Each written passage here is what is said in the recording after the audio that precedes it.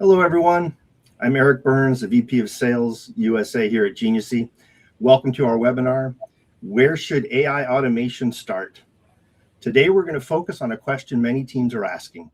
How do you move from AI interest to a real business result? AI automation can save time, it can reduce manual work, it can make a team far more effective, but that first workflow really matters. If you start too broad, you're likely to end up with something that's just going to be a demo. But if you pick the right process, it can become a real strong business use case where you have the ROI to then expand that AI further. And that's what Johan Kluken, our agentic transformation lead here at Geniusy, is going to talk about. He's going to walk through how to find that right opportunity, validate its value, and shape it into a practical pilot where you have that measurable outcome. Be sure to add your questions in the chat. We'll have some Q&A time at the end. And with that, I'm going to pass it over to Johan. Okay, thank you, Eric. Okay, we have a presentation here. So yeah, and welcome. Today we are going to talk about the part of AI transformation that gets the least attention and matters the most, figuring out how to automate in the first place. By the end of this hour, you'll have 3 concrete tools you can use on the next morning, let's say. My name is Johan. I lead agentic AI transformation in Geniusy. We help companies to turn AI from a conference topic into something that actually runs in their operations. And a few words about me. I always wanted to change things and make them better around me. I saw them as a systems, as a process. If something goes wrong, I like to figuring out how to change it on this systematic level. And for a long time, I enabled changes as a business analyst and still doing that. It were just different tools in different spans of time. It started with basic digitalization of paperwork, automation of processes then, blockchain deployment to gain trust and guarantee the authenticity. And now we are in AI era. And 3 things I will share with you today. First, how to find automation opportunities through structured discovery instead of guessing where to start. Second, how to prioritize them if you are not trying to do everything at once. And third, how to pilot in a way that actually reaches production. Templates for the first 2 will go out in the follow-up email for you. And before we get to the method, let's spend a few minutes on why so AI initiative stalls. The answer will change actually how we approach the next 30 minutes. And take a look at this slide. Yeah, here's what the thing that we're sitting with. The models that are no longer the limited factor. Yeah, this famous Meta model, yeah, this line showed the length of human work AI can do, is keeping the context as a proper level, yes, so making it quality. And now we are reaching tops of 2 working days. And so, if the technology is this capable, why do most initiatives still stall? The bottleneck didn't disappear, it just moved. A different industry report places the failure rate of AI initiatives somewhere between 70 and 85 up to 90%. That was noticing that is what those reports identify as a cause. It almost never the model. It's always something that happened before anyone wrote a line of code. And how do you think why AI transformation or AI automation projects fail? If you have some ideas, drop them in the chat. Well, and Johan, if you don't mind me interjecting there, I really got to comment on that 90% number. It's not something that's abstract to me. I talk to companies quite frequently that have invested money in AI projects, and they honestly can't quantify what the ROI is or what difference it made. And it wasn't they did something dumb. They started in the wrong place. And I think the question that you're putting up, where do you actually start? That's the number one thing. I really think that's what makes the big difference here, setting that scope right. Yeah. Thank you for your thoughts. And from my side, it's structured in 4 patterns. So first one is starting from technology. That sounds like we need to use AI somewhere. That gives you projects in search of a problem. And second is automating chaos, taking a broken process and adding it, AI on top. And in this case, AI usually doesn't fix the process. It amplifies the chaos, dysfunction, and so on. Third is starting too big. So promising transformation when you should be promising a working pilot. And fourth is no measurement. Without numbers, the initiative quietly fades from the roadmap. There are no metrics at all, or metrics are wrong in such projects, in such transformation initiatives. For example, the most tremendous example I noticed for the latter is token spending metric being popular in the last year, 2025.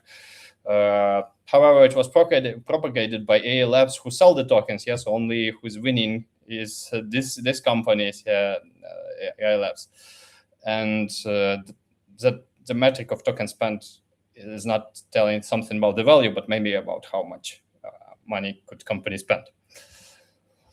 And the reframe is small, but it changed everything. Starting from technology gives you solutions in search of a problem. Starting from operational pain gives you problems in search of the right solution.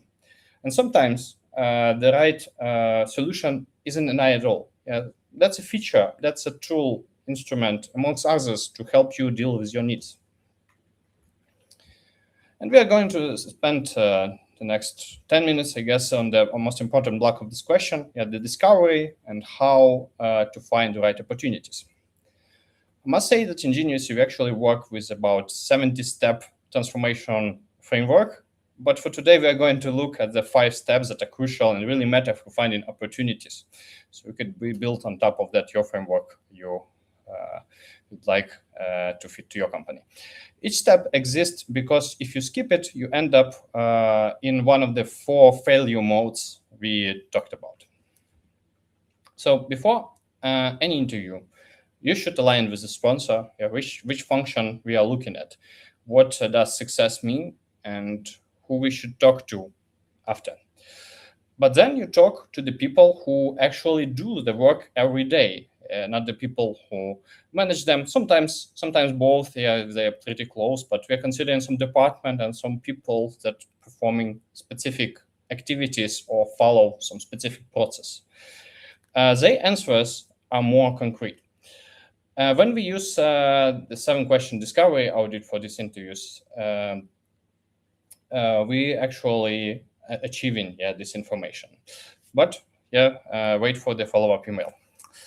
Once you talk to people, you need to map what they described. So they could be steps, roles, systems, decision, data flows. This is where automating chaos becomes obvious. It's the process that can be done on page. It can be automated either. Sometimes the right answer at this stage is to fix the process first, then talk about AI. In practice, for those who remember these times of, for those people who remembers these types of automation wave, that was 10 years ago or more, imagine the businesses have the same problem. They're still having it now. You come to them to innovate with AI, and sometimes what you see on these models and these charts goes like, we're still filling out documents from paper. We don't have API integration. Our body, let's call it John. So John copy-pasted it from Google Sheet into Excel, for example. Or we could ask, like, how does she know what to do?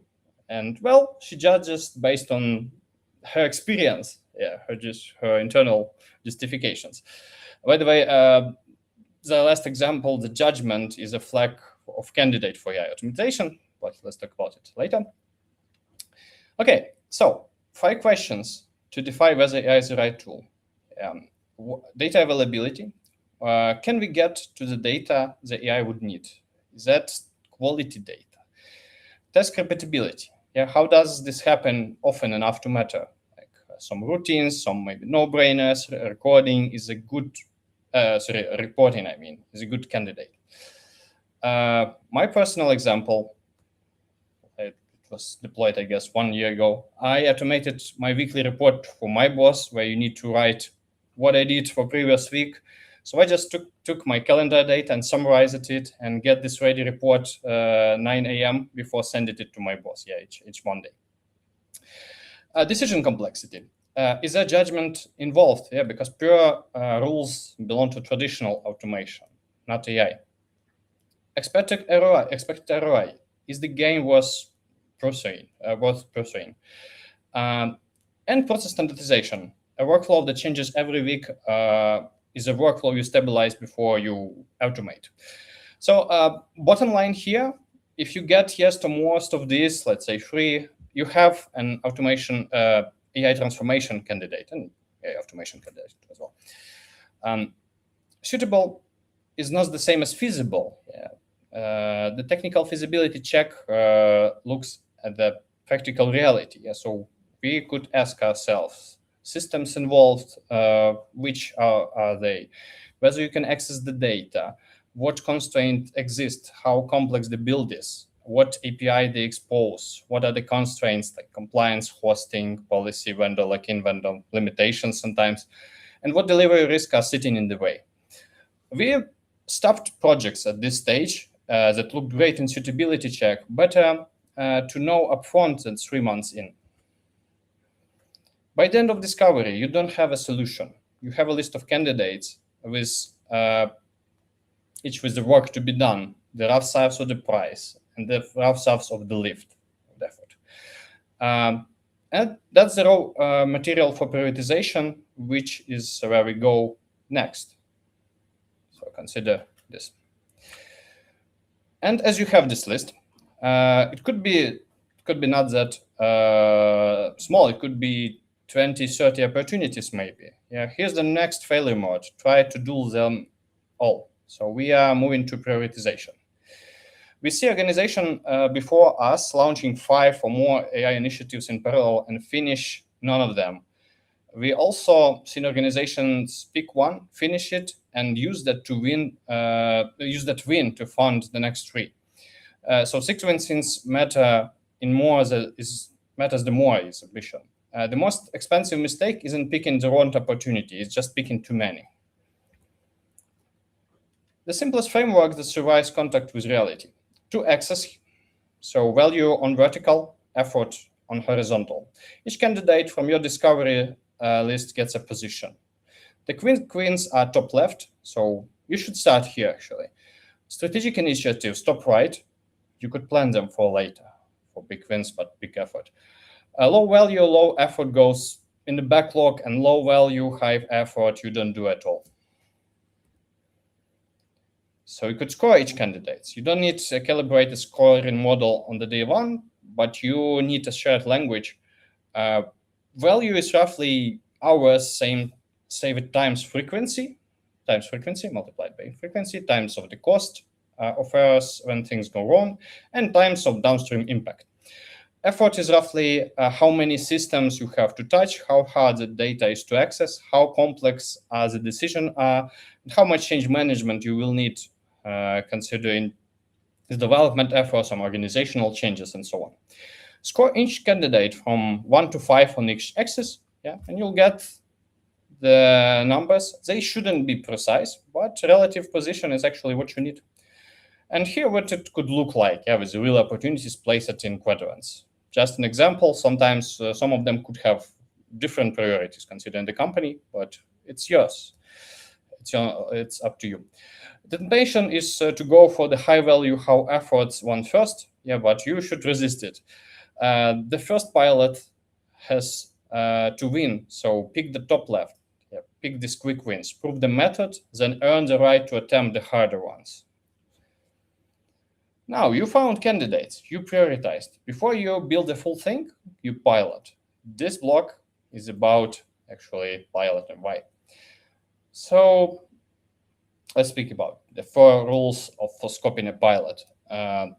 Rule number 1, scope to one function, one process, and one measurable outcome. Number 2, design around the constraints you actually have, not the ones you wish you had. Number 3, define what this work looks like in numbers before you write code or set up workflow or an A10, etc. And 4, this one is controversial, set a skill criterion. I like this one. Skill criterion is the conditions under which you stop. For example, you should stop the pilot if human team has to manually review, rewrite, or collect more than 20% of AI's generated work. For example, pre-sale proposal presentation in our case, some data entry that is pretty complex and should be changed by human multiple times. Or maybe client emails that you're not tending to send it right away without your review. So, yeah. So again, I was just saying, that's one of the items I think really needs to be drawn some attention to, this setting that kill criterion. A lot of firms don't like doing that. It feels pessimistic to define failure ahead of time. But so many of the zombie projects that I've seen that just keep moving forward, burning up cash, because nobody had the nerve to stand up and say, we're not seeing the ROI on this. We're not seeing the reason that we put all this effort in. It's how you protect budget. It's very important to do this ahead of time. And you mentioned it in your slide earlier about, is it an AI problem? Measurable ROI. Yeah, that's a good one to use as that criteria. Yeah. And again, speaking about this failure, the skill criterion. So if you can say it in advance what failure looks like, you can tell when you reached it. So don't get stranded in the moment. Most pilots zombie for months because no one set the off switch. And here's an anonymized example. A fashion e-commerce business wanted AI to handle inbound Instagram messages, but Instagram drew about a third of their revenue, and the account was under heavy meta scrutiny. So no one, one integration could block the whole channel because of their monitoring and closely have some heavy compliance policy there. So you don't need to violate it. On top of that, open-ended AI on classification alone was unworkable on costs. So it was actually about, let's say, it was not let's say, but it was actually $50 for 20 messages. Sounds a lot. So the constraint did the scoping for us. We picked 2 specific high-frequency scenarios: order status and in-house, in-store availability of stock. I ran them through a platform already authorized inside the Meta account and used a small model that fit the task. The point is not the architecture. The point was that the pilot scope was driven by constraints, not ambition. And this is how you lower the risks for the business sponsoring it, addressing to these constraints. So a pilot that works does more than save time. It becomes internal argument for the next investment. So the slide deck with hypotheses and expected results before we start is actually a good way to justify, explain investment at all. And numbers, a working system, and a team that's done it before, it's in the end. We also validate numbers by asking, for example, the department, what is the actual time of this activity or process after we added agents or automations to it? How much time have you saved actually? Not just assumption. We are doing it after a while we deploy the solution. And this is how AI transformation compounds inside company. One pilot finds next. The first one must win. Now let's look at 5 cases, different teams, different starting problems, and all 5 came out of discovery interviews like the one we just talked about. So, well, as you see, this is actually the example, not example, but actually it was actual quick wins we gathered from different companies, including our, because a lot of started on our side first to make it happen publicly. And all of these cases came out of these discovery interviews, exactly like 7 questions audit we talked about earlier. So different functions, different teams, different starting problems, but all 5 scored high on AI suitability and low to medium on effort. All 5 landed to the top left and value on this value effort matrix. That's clustering isn't luck, it's just methods working, and Discovery surfaces this kind of opportunity consistently. Here's what each one became. So the first case, this is, folks, this is really where the fun starts. This is where we're going from process and theory to, hey, here's showing that it worked. This isn't a demo. This isn't a guess. This is real numbers. And this shows that picking that first scope, that first project really is what makes the difference here. Yeah. So let's start with the first case. Recruiting workflow automation. The company spends hours every week to inbound CV screening, plus the awkwardness of template rejections. And the solution is AI screen workflow that each candidate on 12 criteria with 0 to 10 scale, smart routing to the responsible recruiter, and personalized rejection email sent next day during work hours, for example, in the morning or later. And the result was 26 hours a week saved across the team, 600 profiles processed in 2 weeks, and about a third after filtered, like rejected. We also have some unexpected outcome. The candidates we could ask told us the rejection emails were better than the templates other recruitments were sending for years. So result not just saving time, but increasing quality. The second case, sales follow-up automation. Engagement managers were writing 5 to 20 personalized follow-ups every day and 5 to 30 minutes each. So this is 5 to 10 hours a week per person, the time that should have gone to new pre-sales. The solution, a morning batch pulls the scheduled follow-ups from a CRM with the full conversation history and drafts each one in the sender's own voice. So the draft lands directly in the inbox, they review and send, and the result from up to 30 minutes, a message down to under 1, and from 5 to 10 hours a week down to 1 or 2.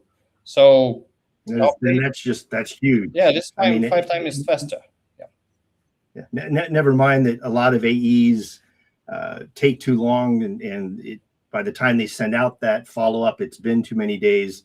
But just saving that much time that they then can use on more proactive items toward their pipeline, that's just big time important value on that ROI. Yeah, and just notice that AI is in the writer's chair, but not the senders. Yeah, so the human still owns what goes out, and we still need to calculate the time. Yeah, we are calculating the difference that is spent by human before and after. Yeah, this automation. Third case, finance period close acceleration. The team was hand entering bank statement data into both the accounting system and the ERP.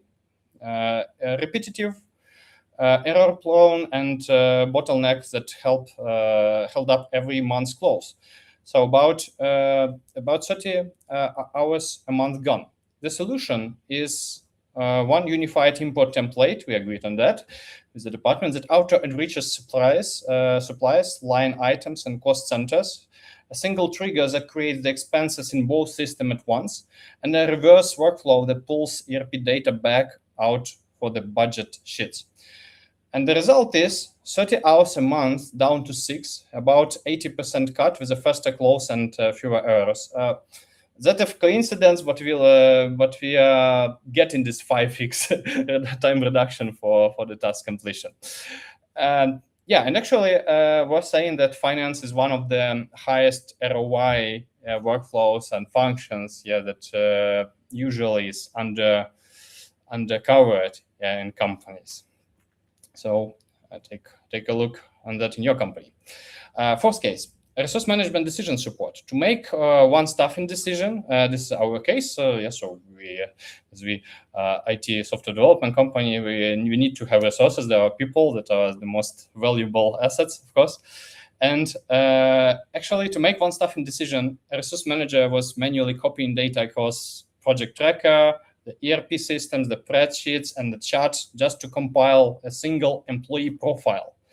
So it's about 40 hours a cycle. And the solution is to pull this data from all those systems in parallel, build one structured profile and have the AI to run a great fit assessment, something relevant to screening, but here we are considering like internal fit. That actually returns an approve, discuss, or reject recommendations with the risk and strength spelled out, then auto-update the source system. So the decision is needed here, for the resource management team is to should this profile, this person worked with this project, this specific project, or with some other next project, And the result, we reduced this 40 hours cycle down to 15, about 62% reduction, and decisions that are standardized and data-driven, for sure.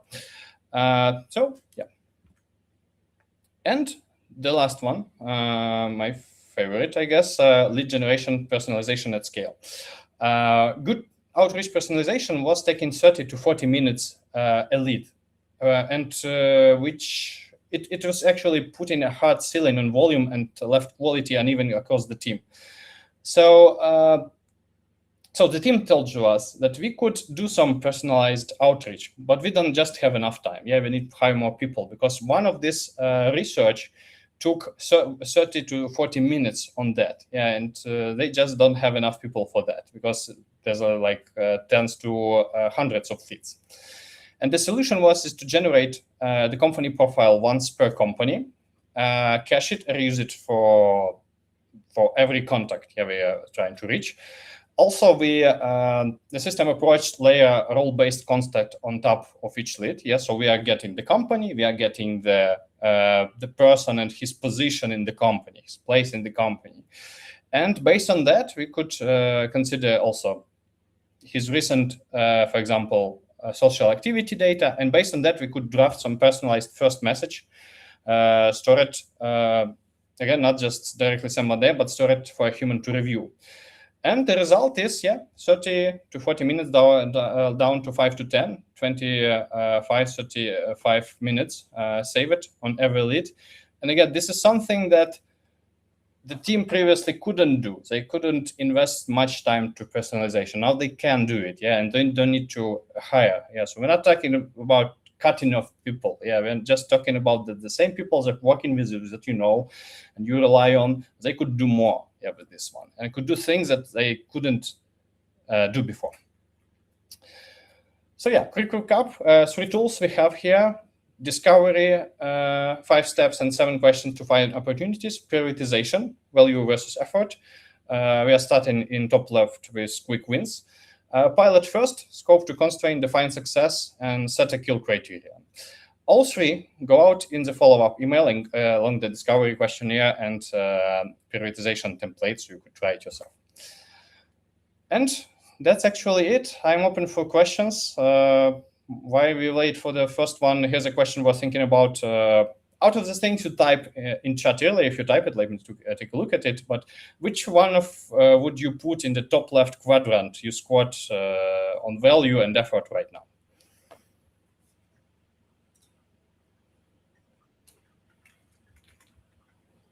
I'm sorry, I lost you there. Should I jump into the first question we have here? I was asking the audience, maybe they have some ideas on what could be automated and actually what is the potential, considering this metrics, value effort metrics we went through together. However, you can just questions if you need. And I see one question. And that's what. Okay. So one of the questions that came in, what current tools are most effective for such AI automation? And how do you keep consistency in building AI automation for different related processes? So there are 2 questions here. So one is about tools, for AI automation, and the second one is about consistency. Okay, that's actually both sides of the 2 sides of one question. So the tools and how to apply them consistently. And this is a very good question. For example, in our company, we started with NA10. So NA10 automation tool that could actually get the agents set up with different models we need. We could switch between them. We could set up any integrations because it's pretty rich, considering the the automation, the infrastructure, the tools that could be connected to the n8n, right? But we realized with our clients that sometimes it's not the case, because some of the clients already, they are doing some self-coding, like vibe coding with Cloud Code. And for example, we understand that we sometimes n8n is not a fit for them, because they have already the infrastructure, for example. And we are trying to be consistent, with what do they have in the infrastructure. So the answer is, there could be some practices that could be recommended, that could be user-friendly. So n8n is something that even our employees that are not technical employees, they already set it up, like from scratch. We even don't intervene to them. Sometimes we just help some maybe really technical stuff, but in general they could create them themselves. They're pretty visual. They're looking like a BPMN diagram with that's just a live diagrams that makes some work for you. But again, it could be something different. It could be custom software. It could be some other automation tools, maybe a Zapier, maybe it could be Make, something else. So you should pick something that fits your needs and will be used by your end users. So, for example, let me tell a little bit. When you launch it, you should have some owner of this automated process, somebody who could tune it after we deploy it. So we are not, again, Genius, we're not insisting on some like constant support. We are actually teaching how to use it and how to tweak it. How to tweak one of these automations. We talked about it. So should be something related to your company, to your context you have now. And definitely is a need for getting some expert help if you're doing something that doesn't have much human in the loop to review things. After came in here, what if our processes aren't documented at all? Where do we even start? Okay, cool. Actually, this is not a blocker, because we are, for example, how we approach it. We actually approach the department and we talk them. We're not like asking them, please send us the docs. We're actually asking, what do you do? What is this activity? How frequent it is? Who is doing what, for example? There could be some process at multiple roles. They're doing some things. One, for example, is reading emails. And the second one is, for example, creating, not creating, but maybe fulfilling the database. If it's, for example, invoice database. So how it was mentioned in our financial, by the way, case. So we are asking who is doing what systems do you use? This is really important to actually, we could actually map this process on the go. Just while doing this interview. We are using some interactive boards, and you could do yourself. So you could actually build these blocks and with some stickers and arrows around them, and actually defining the roles and tools. And this actually is enough to do that. And it will, by the way, documented process in the end if you don't have it at all before. Makes a lot of sense there. Another one that's come in, what's the typical cost of a pilot versus building the full thing? I guess there's semantics there around pilot, MVP, etc. But how is that ratio? So let's talk about time more. So how much time it is needed? Usually, a good pilot, again, that it should be a quick win. It should be something valuable and not complex, not that long. So I guess a good time to reach the results from initial discovery to get in the pilot, deploy it to prod in 6 months. 6 weeks, not 6 months, 6 weeks. So 1.5. Okay. Another one here is, how do I get leadership or the sponsor to take this seriously? No, it is really it's not even a question. It's a motivation, I think. If you want to be that person, if you want to get this leadership, I wish Godspeed, for these people, because they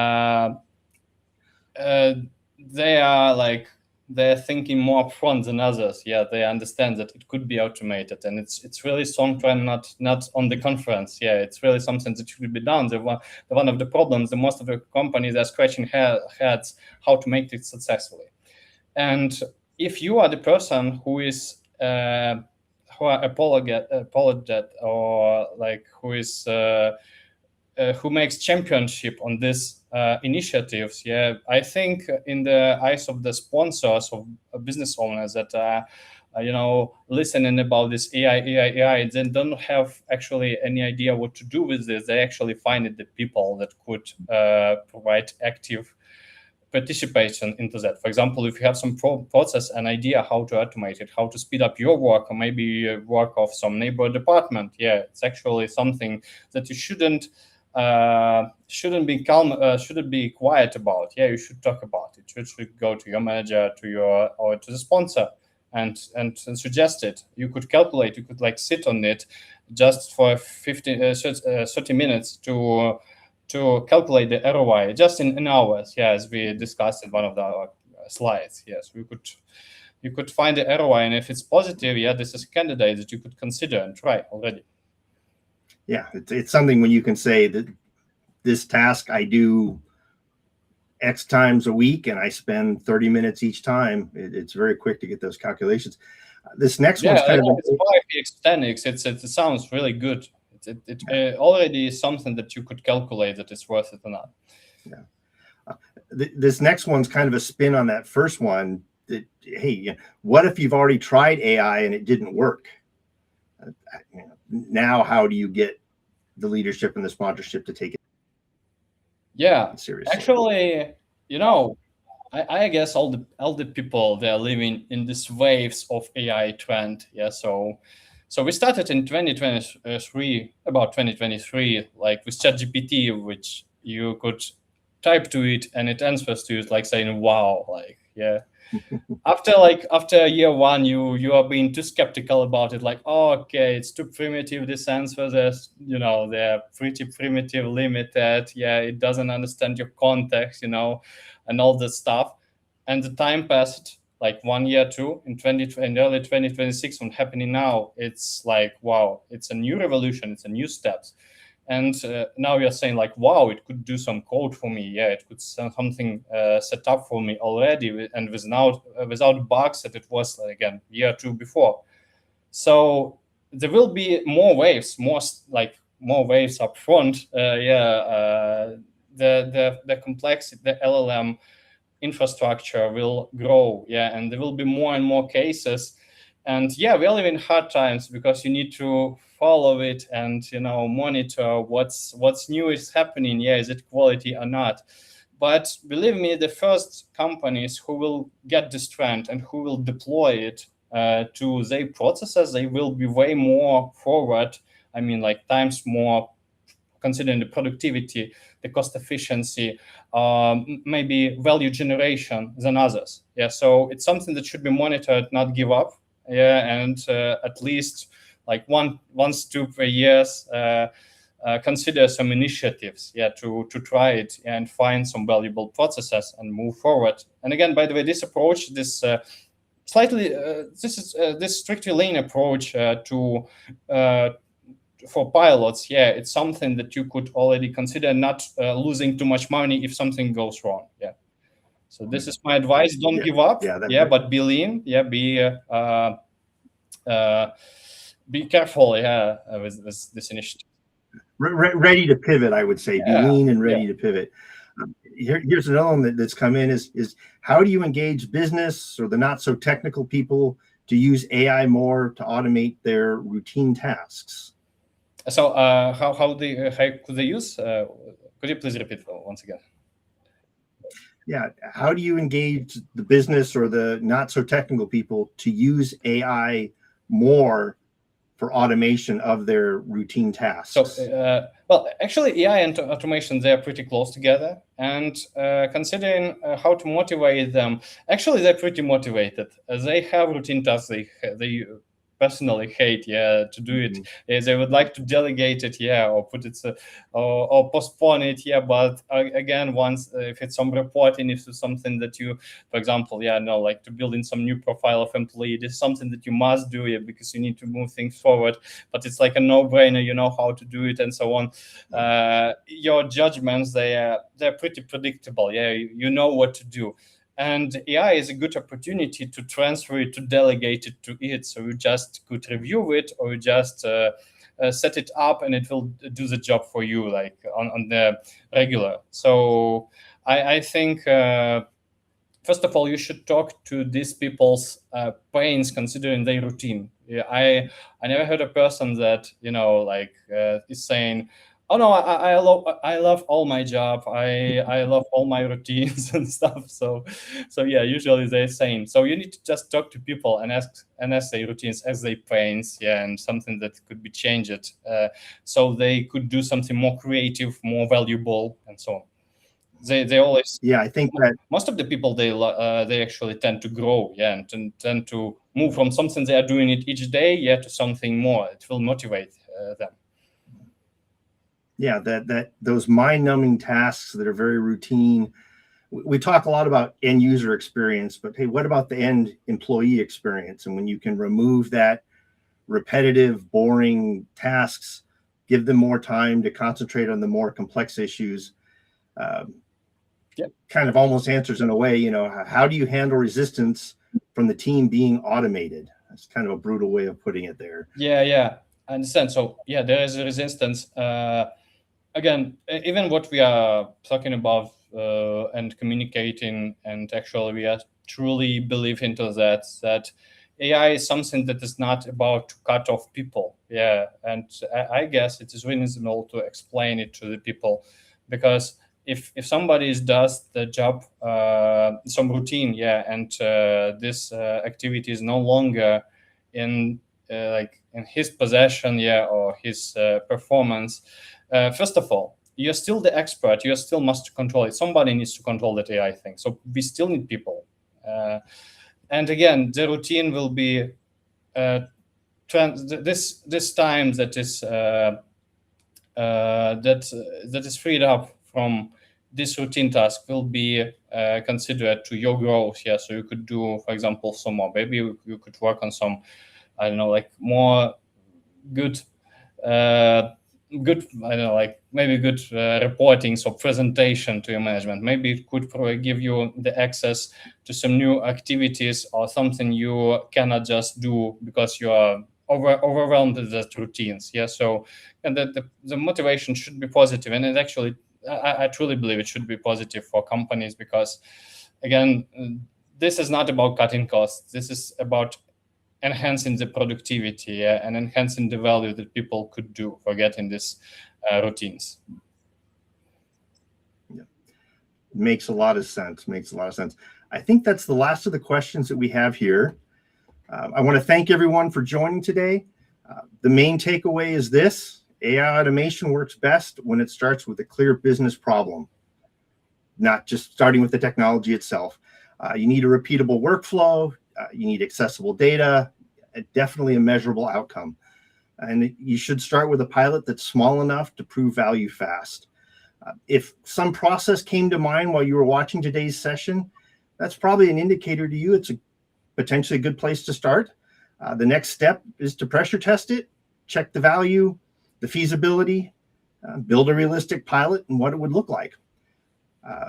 We're going to share the follow-up materials after the session, including the documents related to discovery and prioritization. I really want to thank you for joining today.